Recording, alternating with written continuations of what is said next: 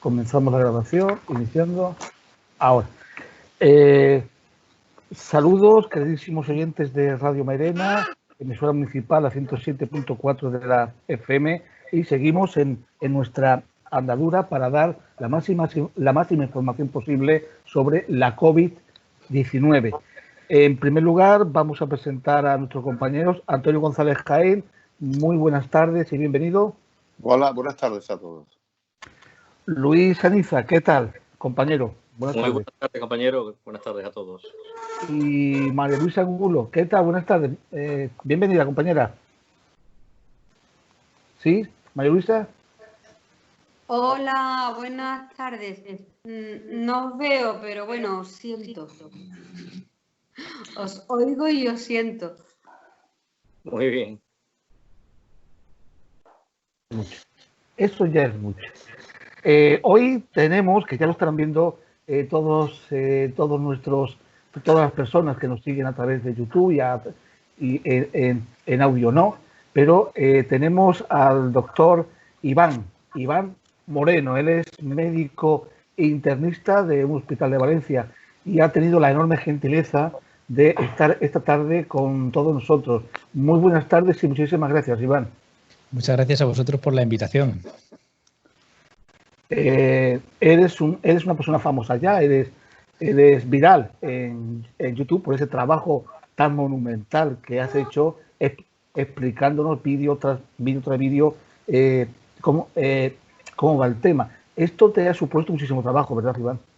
Pues me ha supueto trabajo y la verdad es que me ha sorprendido mucho. Yo reconozco que empecé haciendo estos vídeos pues en un ámbito doméstico, amigos, conocidos y algunos colaboradores, pues pacientes, los que intentaba pues trasladarles un poco, traducirles toda esta complejidad, sobre todo al principio de la crisis, y que entendieran un poco qué estaba pasando, qué tenían que hacer para prevenirlo, qué tratamientos podían tomar, para qué servían los test, porque estaba todo el mundo muy nervioso si le hacían o no le hacían los test.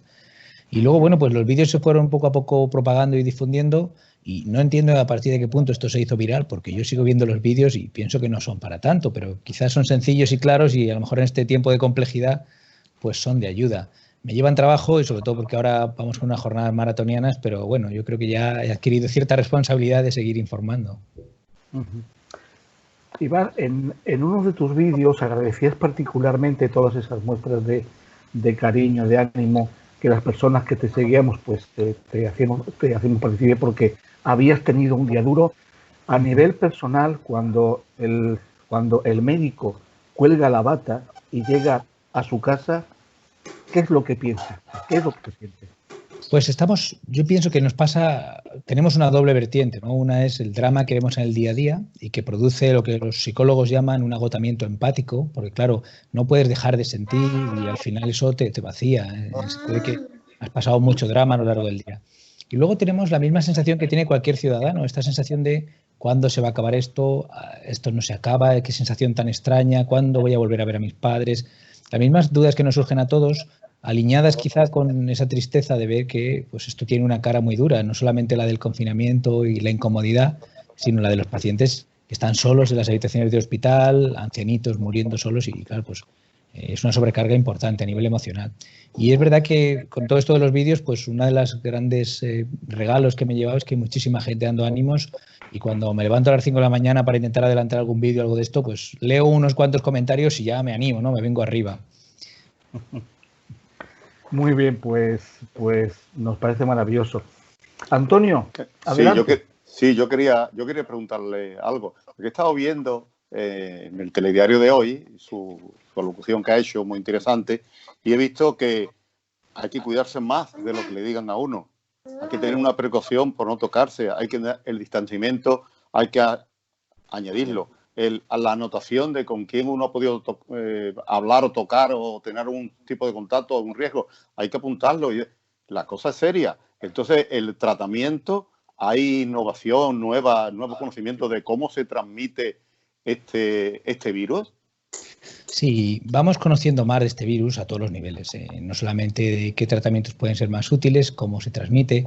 Yo pienso que hay dos claves fundamentales que hemos conocido en las últimas semanas y que nos han permitido empezar a controlar o por lo menos hacer una idea de cómo controlar esto algo mejor.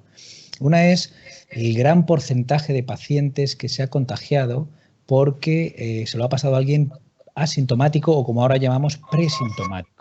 Alguien que, si os acordáis, en las primeras semanas, pues en el aeropuerto mirábamos a ver si tenía fiebre, pero resulta que el 50% de los contagios lo estaba haciendo gente que no tenía fiebre, ni dolor de garganta, ni nada. Esto es muy atípico. Con los otros virus lo que produce es que uno contagia la fiebre y la gripe cuando está con moquitos, cuando está estornudando.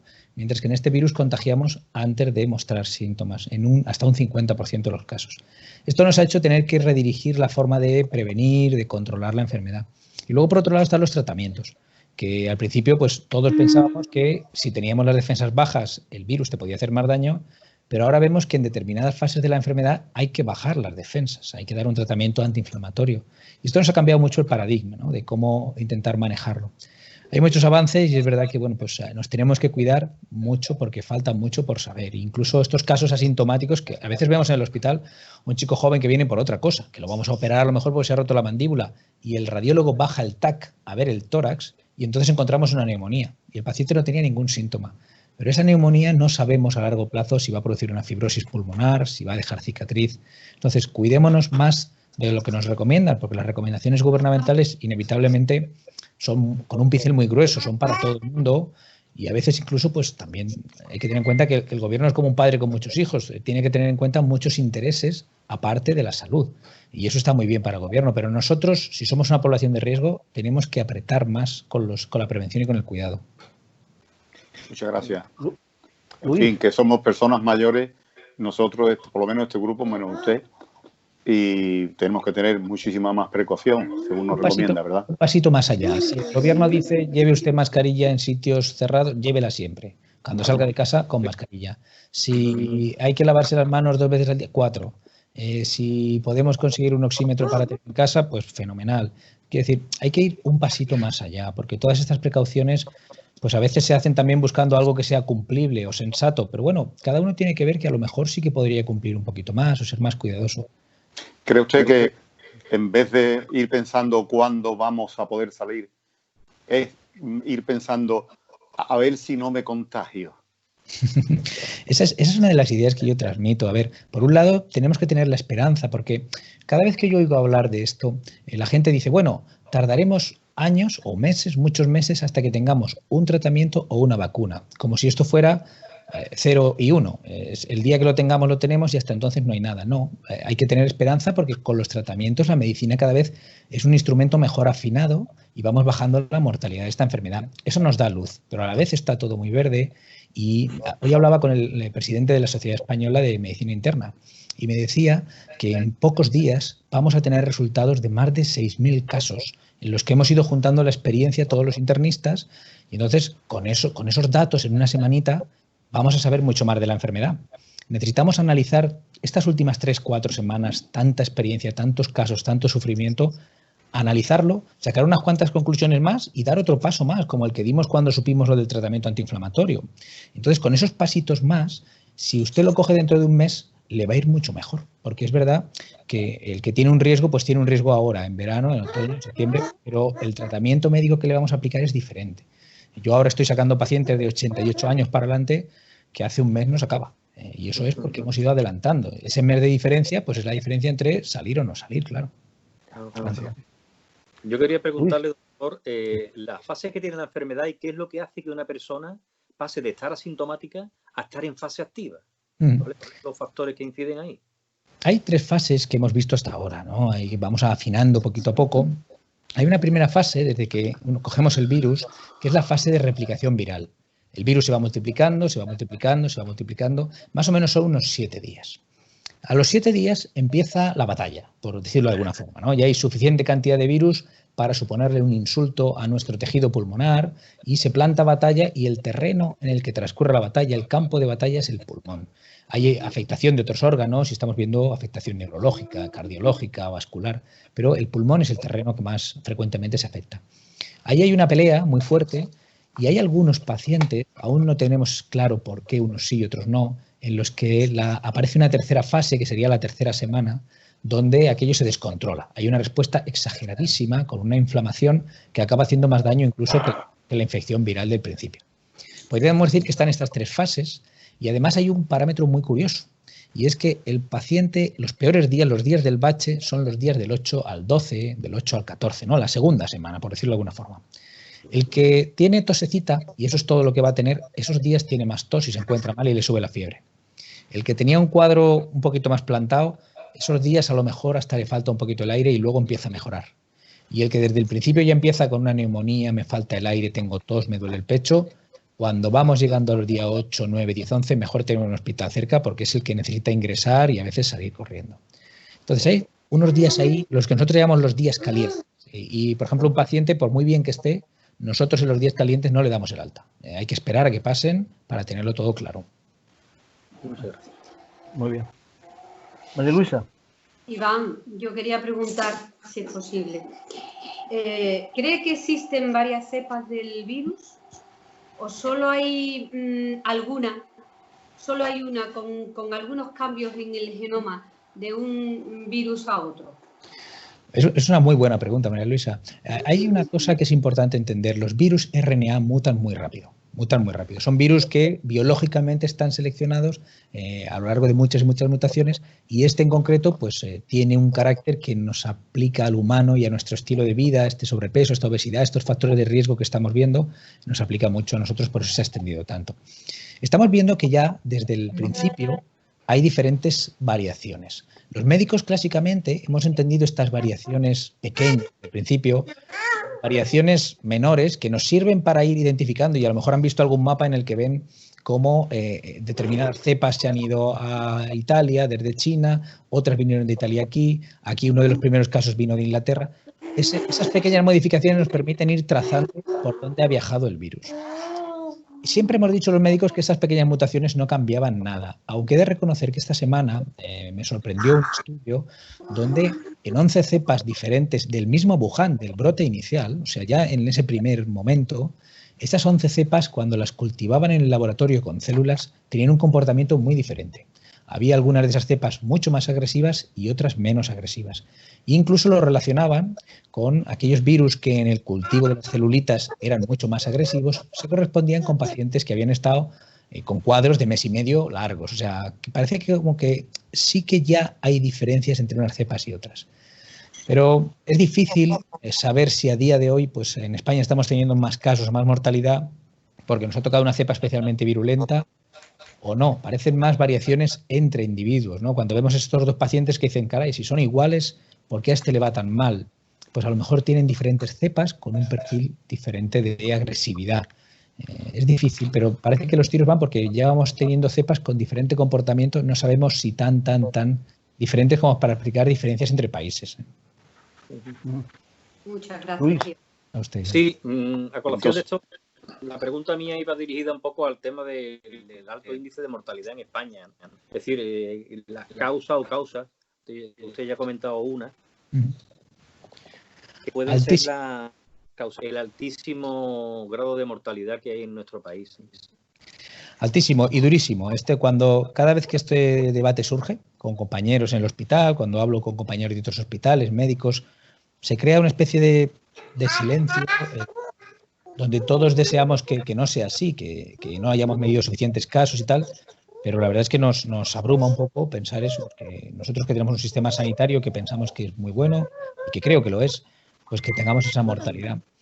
A mí sí, yo estaba analizando un poquito el tema y analizando las posibles causas y yo pienso que uno de los principales parámetros es que no hemos hecho suficientes test. Una cosa es que tengamos muchos muertos que los tienen y siempre mando mi saludo a las familias y mi reconocimiento pues, al sufrimiento que han tenido estos días. Una cosa es que haya muchos muertos y otra cosa es que haya mucha mortalidad. El día que sepamos cuántos casos de verdad de coronavirus hemos tenido, probablemente la tasa de mortalidad baje. Pero yo aún así creo que nuestra tasa de mortalidad va a ser superior a otros países. No vamos a llegar a la tasa de mortalidad que tiene Alemania de 0,37 o algo así, si no recuerdo mal. ¿Y por qué? Pues porque nosotros aquí hemos pasado un efecto que ellos no han pasado y es el desbordamiento del sistema sanitario.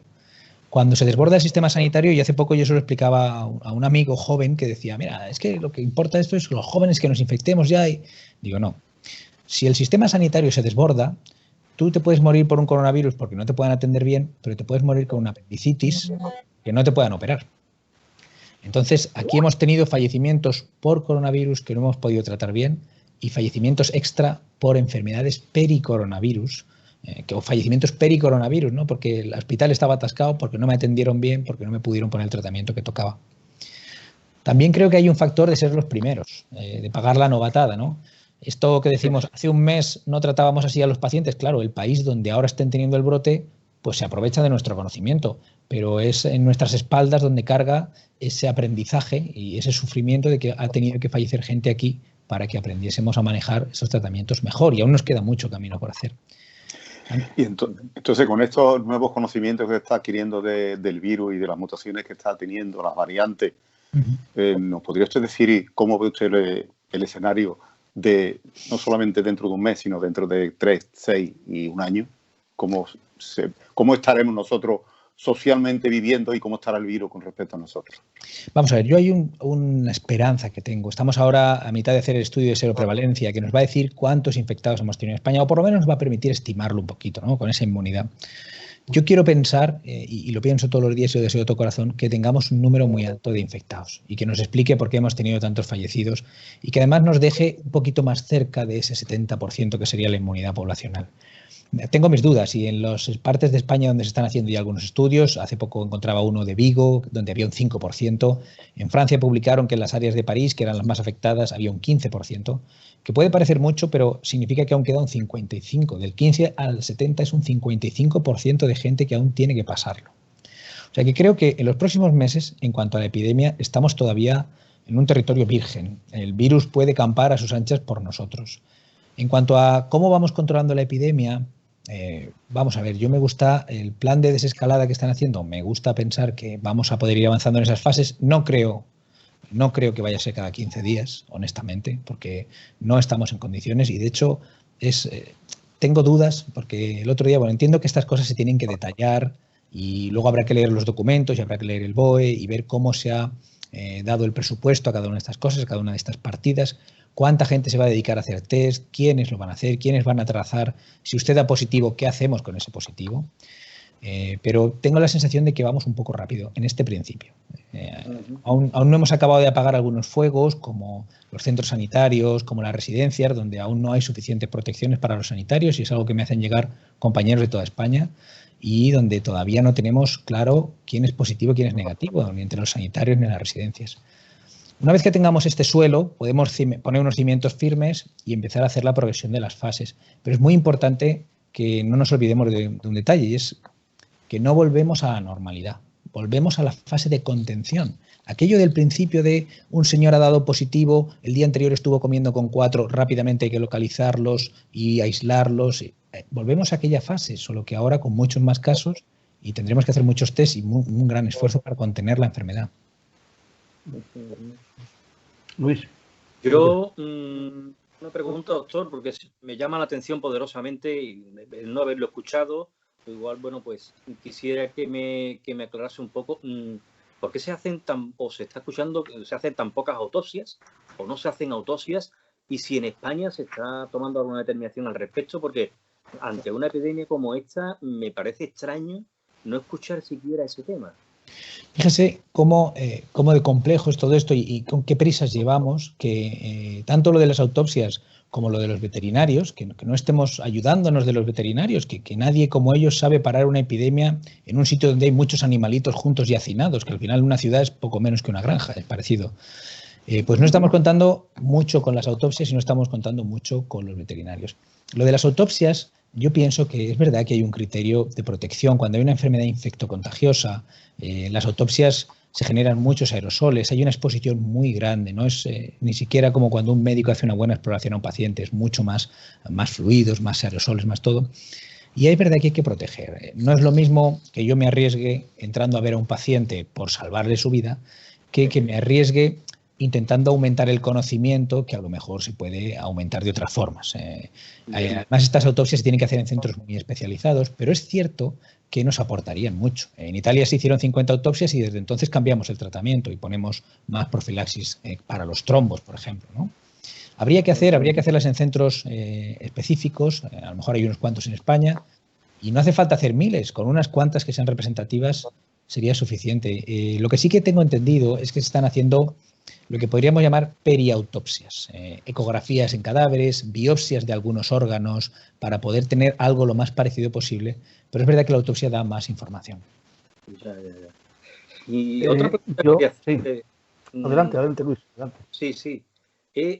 Ya lo ha aludido usted y lo ha comentado, ¿no? Pero me llama poderosamente la atención el tema de que esta batalla se esté librando en los hospitales y no en la calle. O sea, porque es que es una cosa que realmente lo que hace es colapsar el sistema y volvemos a lo mismo. O sea, que y otra cosa que también, a lo que usted también ha aludido, y me parece sumamente importante, ¿no? Es el tema de los test. ¿Por qué no se hacen test masivos? Es que es el elemento fundamental para determinar cómo podemos aislar, bajo mi punto de vista, a la población que esté contaminada y controlar lo más posible la evolución del virus. Así es. Vamos a ver, hay dos preguntas aquí. Una es con respecto a los test y otra cosa es donde se libra la batalla. Estoy completamente de acuerdo. Esto es una batalla de salud pública, no de sanidad pública, que también, pero es una batalla de salud pública. Esto es como, a veces pongo el ejemplo a algunos pacientes, esto es como si en un ejército usted, en vez de poner en primera fila la infantería, pone los hospitales militares. Los hospitales militares están detrás para que los soldados y los ciudadanos que vayan cayendo los atendamos. El problema es que esto se nos ha desbordado al principio y la guerra ha llegado hasta el punto de estar peleando entre las cámaras de los hospitales. Y esto no es. Los test los hemos hecho en la puerta del hospital y en el momento álgido de la crisis, el 50% de los casos positivos en el test este de la nariz, estaban ingresados, lo cual ya nos está diciendo que si el 50% de los positivos están ingresados, significa que solo le estamos haciendo los test a los que están malitos para decir si los ingresamos.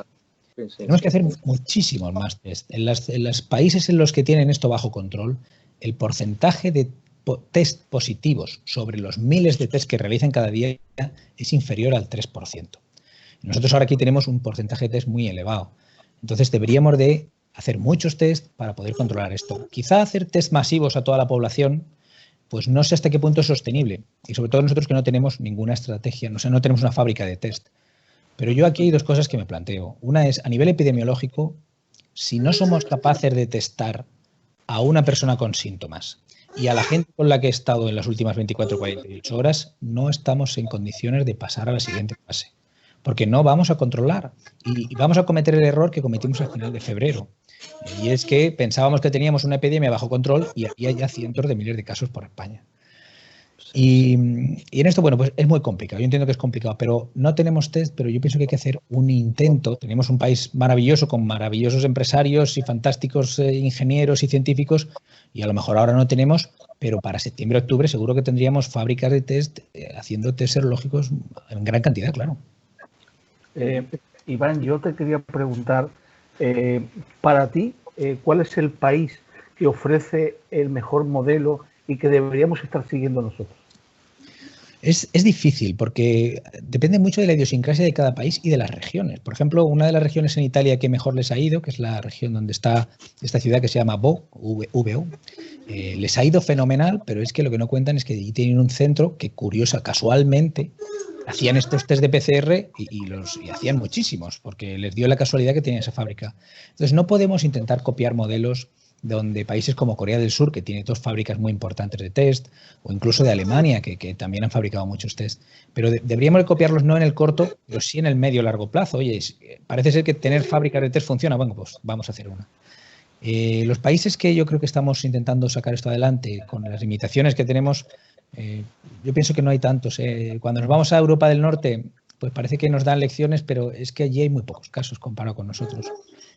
Cuando nos vamos a Estados Unidos, en Estados Unidos está muy descentralizado, están muy desorganizados, han tenido una respuesta bastante mala. Yo pienso que estamos un poco abriendo camino. Eso nos produce mucha incertidumbre y como oía recientemente, pues vamos a andar una etapa peligrosa. Y no sabría decirle en qué país fiarnos. Pues Japón ha recidivado, Singapur tenía un control muy bueno y al abrir las fronteras ha recidivado. En China hicieron una cuarentena centralizada, que a lo mejor nos puede dar una idea de que esta cuarentena en casa a lo mejor no es lo ideal, pero en China tienen otra forma de vivir. Es complejo. Yo creo que nuestro sistema es bueno, pero hay que dotarlo de suficiente personal. O la estrategia que se está planteando puede ser buena, pero hay que dotarlo de suficiente personal. Si no somos capaces, como digo, de a mañana, si yo tengo síntomas, que me hagan el test a mí y empiecen a llamar a mis contactos, vamos a volver a descontrolar esto, claro. Sí, quisiera preguntar. Sí.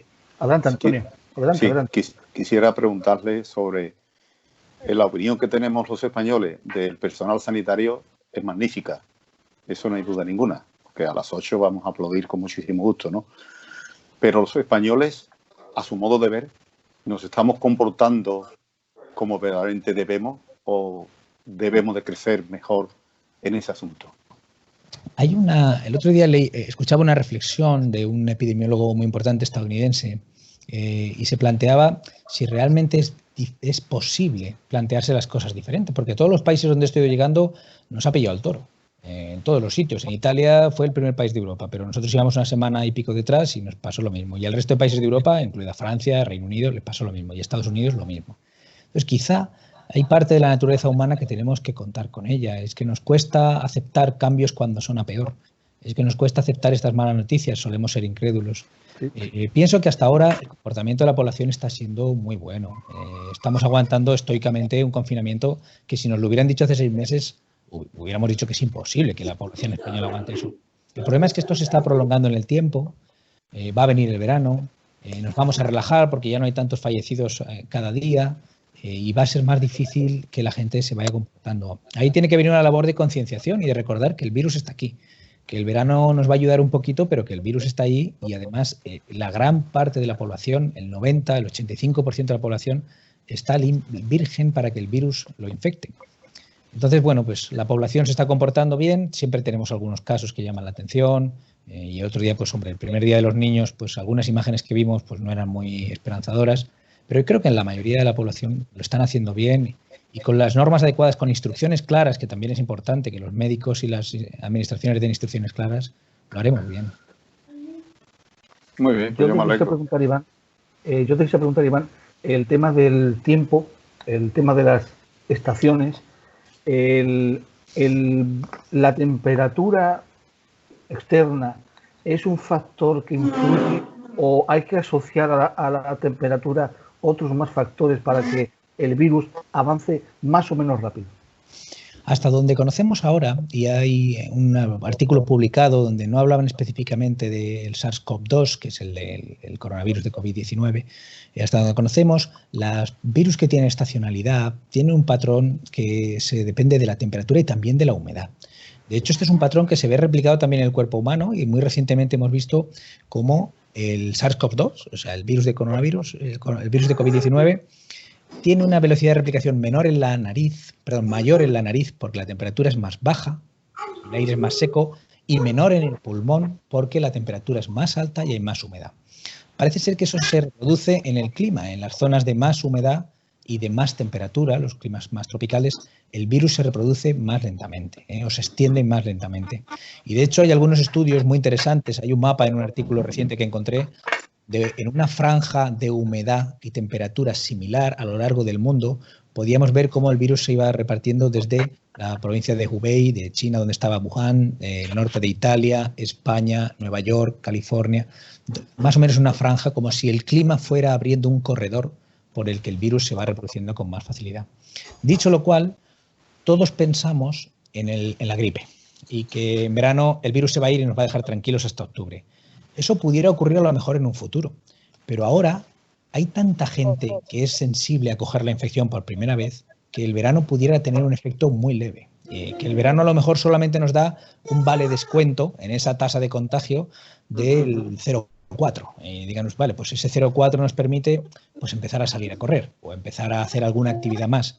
Pero es difícil que el verano vaya a parar todo esto. Todos los epidemiólogos coinciden en que el verano no va a parar del todo esto y que el calor probablemente, y sobre todo en las zonas húmedas, de hecho en España hemos visto que en la zona mediterránea se ha visto beneficiada, zonas húmedas y con calor, en verano tendremos algo de alivio. Compañeros, ¿alguna pregunta más para el doctor Moreno? Sí, Sí, María Luisa. Sí, Luisa. Gracias. Preguntaría al doctor Iván el tema de los niños, que hasta ahora no les afecta, pero ya hemos oído que en el Reino Unido, aquí también hay varios casos del síndrome ese tan raro de Kawasaki. ¿Qué pasa con nuestros niños? Vamos a ver, tenemos la fortuna de que esta pandemia nueva que nos ha pillado a todos de improviso, quizá deberíamos haber estado más preparados, pero tenemos la suerte de que los niños se están afectando menos, clínicamente, mucho menos que los mayores. Pero algunos se afectan. Hay que tener en cuenta que por la ley de números grandes, cuando decimos el 0,001 de los niños presenta un cuadro para ingresar en el hospital, cuando uno pasa este porcentaje por millones de niños, resulta que unos cuantos ingresan. Ayer hablaba justamente con pediatras, compañeros de hospitales de Valencia, de hospitales de referencia de pediatría, y me decían que han visto muy poquitos niños ingresados, todos con cuadros moderados, y que este aviso que daban del cuadro inflamatorio y de posibilidad de brote de Kawasaki habría que deslindar porque hay una cosa, es un poquito más complejo, pero voy a intentar explicarlo. Y es, no sabemos suficientemente bien qué pasa cuando el coronavirus se junta con otra infección. Clásicamente, en los niños que ingresaban con una fuerte infección viral, muchas veces encontramos que es que habían cogido 2 virus a la vez. ¿Qué es lo que está pasando ahora en primavera, cuando las defensas están más alteradas, los asmas, las alergias, incluso enfermedades autoinmunes como Kawasaki, están más encendidas y viene un virus que le toca un poquito las narices a las defensas, las irrita, ¿no?, las exalta? Pues que tenemos algún caso más. ¿Es una causa de que aparezcan muchísimos casos de Kawasaki o de ese brote inflamatorio intestinal? No, es algo raro, es poco frecuente, no nos debería de alarmar, pero sí que es para que los pediatras, que ven muchísimos niños, estén vigilantes. Y lo que sí que tenemos que recordar es que los niños tienen cuadros leves, pero son un vector y son una persona que se contagia, son una cabecita sobre la que el virus salta igual que sobre un adulto. Y a la hora de hacer los test es que los dejamos siempre fuera. Y cuando tengamos que controlar, oiga, yo tengo positivo, ayer estuve con mi familia, a los niños hay que hacerle también el test y hay que valorar la cuarentena y el aislamiento también. O sea, los niños se infectan como los adultos, se enferman mucho menos por fortuna. Hasta ahora todos los datos indican eso. Yo me gustaría hacerle una última pregunta, doctor, y es a raíz de la reciente información del gobierno del programa de desescalada, ¿no? ¿Hasta qué punto hay sincronismo entre el sector médico, bajo su punto de vista, su opinión, la de sus colegas, ¿no?, y el decreto de las autoridades sanitarias, ¿no? ¿Y cree que realmente está bien establecido o, bajo su punto de vista, hay algún tipo de carencia o aspecto a mejorar? Pues hombre, yo sobre el papel, como decía un muy buen amigo mío, el PowerPoint o los dibujos, estos esquemas que se hacen, pues lo aguantan todo. Y sobre el papel me parece una buena hoja de ruta en tanto en cuanto que es algo que hace diversidad geográfica, porque el virus en todos los países ha afectado en diferentes formas en diferentes regiones, que nos permite tener ese concepto de vamos para adelante, pero también podemos ir hacia detrás en función de cómo vaya la epidemia. Pero en función de cómo vaya la epidemia, he echado en falta mucho una precisión mayor. Como decía mi amigo, el PowerPoint lo aguanta todo. Cuando lo intentamos pasar al Excel es cuando las cosas se ponen difíciles, ¿no? ¿Cuántos trazadores de casos hay? En Estados Unidos han calculado que hacen falta 300.000 trazadores de casos. Gente, porque claro, a mí me pueden hacer un test. Podemos comprar todos los tests del mundo pidiendo un crédito a la Unión Europea con quien haga falta. Pero cuando me sale el test positivo, esa prueba no tiene más valor que lo que vayamos a hacer con ella. Tiene que haber un algoritmo de decisión, tiene que haber una persona que me llame, que luego llame a todos mis contactos, que nos cuarentenen o que nos aíslen en función de lo que sea necesario y que haya toda una estructura de decisión. Si no, vamos a hacer los test y no sirven de nada. No he visto desarrollado todo esto. He visto una serie de escalones de mayor libertad progresiva y me parecen razonables, lo que he leído hasta ahora, pues cada vez un poquito más acercándonos a una normalidad, pero la clave para ir pasando de una fase a otra la he echado en falta y es cuáles son esos medidores epidemiológicos y cómo lo vamos a medir, cuántos test, cuántos trazadores, cuántos gente se va a encargar de esto, porque atención primaria, no nos olvidemos, en el día a día atención primaria ya está saturada. La salud pública, si depende de atención primaria, pues es que no podemos, una cosa que hay que trazarla rápido, esperar a que el médico de buena voluntad, cuando acabe de pasar consulta, llame al paciente que ha dado positivo y a sus contactos. Es que tiene que haber gente específicamente para esto. Entonces, lo veo bien, echo en falta esto, echo en falta que quieran apisonar y poner bien firme el terreno sobre el que construir esta desescalada, y eso pasa por controlar los focos que hemos tenido. Los 3 focos que hemos tenido durante la cuarentena de nuevos casos han sido las casas, donde había un familiar infectado y infectaba a los que quedaban por infectar, ¿no? Hemos tenido las residencias de ancianos y hemos tenido los centros sanitarios. Y estos dos últimos focos, las residencias de ancianos y los centros sanitarios, todavía no están suficientemente equipados con protecciones, todavía no sabemos quién es positivo, quién es negativo, en muchos casos, en muchos centros. Y esto hay que aplanarlo para luego construir arriba una desescalada sólida, ¿no? Sobre una buena base. Eso también lo he echado de menos. ¿Alguna pregunta más, compañero? Para el doctor Iván Moreno. Yo voy a hacer la última, si me lo permites. En los países sudamericanos, por ponerte un ejemplo, se ven muchísimas cosas muy que si lo ves desde nuestros ojos, desde los ojos de europeos, se ven como totalmente disparatadas, ¿no? Esas aglomeraciones todavía sin controlar, esos toques de queda que no se cumplen, esas medidas de confinamiento. Ellos tienen, como tú antes indicaste, tienen la ventaja de que pueden aprovecharse de lo que se va descubriendo poco a poco, de la implementación de esos tratamientos que cada vez van siendo más personalizados. Pero independientemente de esto, ¿cómo ves tú la realidad sudamericana? Te hablo de Ecuador, México, todos estos países que están comenzando ahora. Estamos viendo, además, sin caer en los clichés, ¿no? Pero estamos viendo que, como yo le decía muchas veces a mis pacientes, mire, cuando uno enferma, enferma a la familia entera. Pues esto es igual. Cuando un país enferma, pues enferma su forma de ser y cómo es cada uno, ¿no? Los alemanes, a lo mejor, con ese detalle y con esa... que son tan contabilizados todos y tan organizados. Nosotros, que somos tan apasionados y aún así nos hemos cumplido aquí a rajatabla con el confinamiento, con alguna excepción muy puntual. Y luego en estos países pues se encuentran cada uno pues con un sistema político diferente, con una organización territorial diferente, con una posibilidad de cumplir estas medidas o no, porque hay países que tienen un buen sistema, que están muy bien organizados, y hay países donde pues lo cierto es que hay mucha gente que vive la pobreza y que esta epidemia les va a llegar de lejos. O sea, no les va a afectar crudamente, pero no van a entender, no se van a poder hacer test, no se van a poder ingresar. Entonces pienso que en este caso yo tendría mucho cuidado. Creo que hay una herramienta sencilla y barata, entre comillas, porque nos está costando entrar en una crisis económica muy potente, que es el confinamiento. El confinamiento ha demostrado funcionar en todos los países y, de hecho, todos los países se han resistido a adoptarlo hasta que han visto que no quedaba otra. Esa es una medida a la hora de atajar la crisis al principio, y cuanto antes confinen, como por ejemplo Portugal y algunas comunidades autónomas de España, que cuando empezó tenían muy poquitos casos, el resultado es completamente diferente. Y luego a la hora de los tratamientos, igual que nosotros nos apoyamos en los protocolos chinos para construir nuestros avances, ellos deberían de apoyarse en los nuestros para seguir avanzando e ir incorporando las nuevas evidencias que salgan. Pues hasta aquí hemos llegado, Iván. Muchísimas gracias. Iván Moreno, doctor médico de un hospital valenciano. Muchísimas gracias. Y desde aquí nos vamos a anticipar en algún tiempo, en algunos minutos, para darte un fuerte abrazo, que nos gustaría que lo hicieras extensivo a todos tus compañeros. Muchísimas gracias, Iván.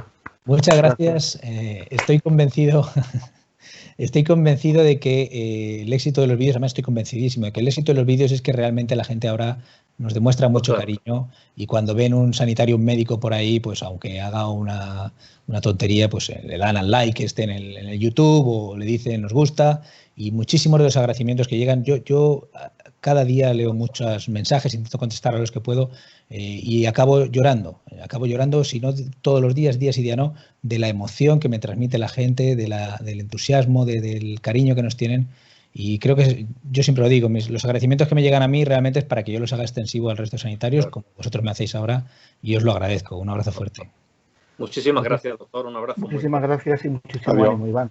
A vosotros. Adiós, buenas tardes, gracias. Gracias, un abrazo. Un abrazo. Un abrazo.